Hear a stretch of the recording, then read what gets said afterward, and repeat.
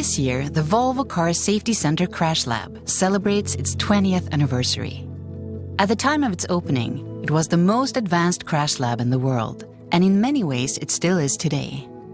When inaugurating this facility 20 years ago, it was unique in its appearance, enabling us to recreate any type of crashes that our team find in the real world, with real people in real traffic. Before a physical crash test, the car model has already gone through thousands of computer-simulated scenarios. At Volvo, we set our own standards. We develop beyond what is rating and what is a legal requirement. We do that based on what we see in the field. The crash lab contains 2 test tracks of 108 and 154 meters long, respectively. The shorter track is adjustable between 0 and 90 degrees, allowing for different crash angles. Cars can be crashed at speeds up to 120 kilometers per hour. At Volvo Cars, we have a vision that no one should be seriously injured or killed in a new Volvo. Having that mindset in combination with very dedicated people, a dedicated organization, and facilities like this is really what makes the difference. The outside area is used for performing tests like rollover crashes and run-off road scenarios, whereby cars are launched into a ditch at high speeds. Both the car and the barriers are fitted with sensors that register the entire chain of events in detail. Dozens of ultra-high-definition cameras also film the impact from multiple angles. Since its opening in 2000, the lab has crashed on average 1 car every day. Safety has been at the core of everything we do since 1927. For us, it has always been about protecting people. I'm really excited with all the possibilities with electrification, connectivity, and autonomous drive. And I know this lab will continue to help us save lives also in the future.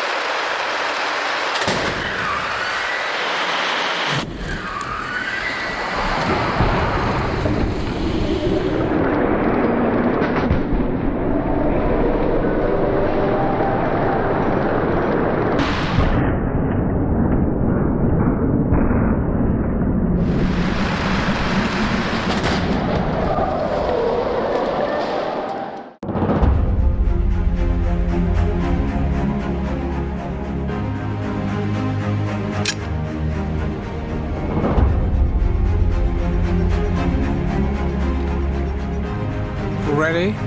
3, 2, 1, go!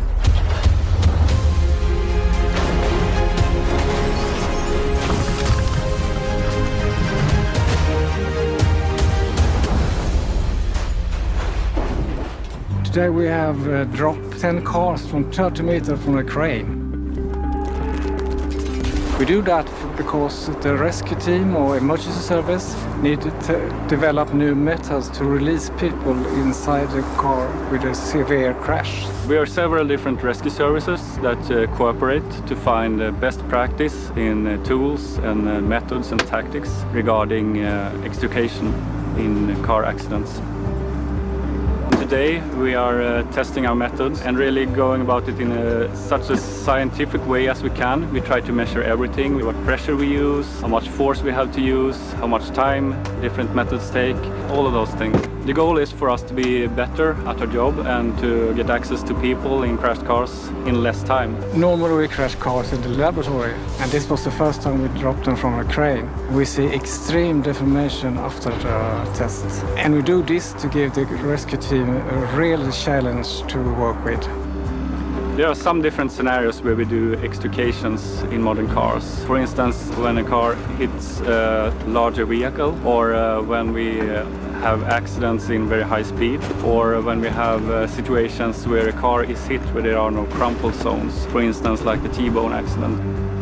In these kind of situations, the people in the car are usually in a critical situation. We usually talk about the golden hour, and that means we have to have the patient in the hospital at the latest 1 hour after the accident has happened. A problem we have as a fire brigade is that when we do train normally, we usually get our cars from scrap yards, and these cars are most often 10, 15, maybe 20 years old, and they work very differently from the cars today regarding safety and hardness in the steel and how they work when we try to open them up. So therefore it's extremely important for us to work with new cars.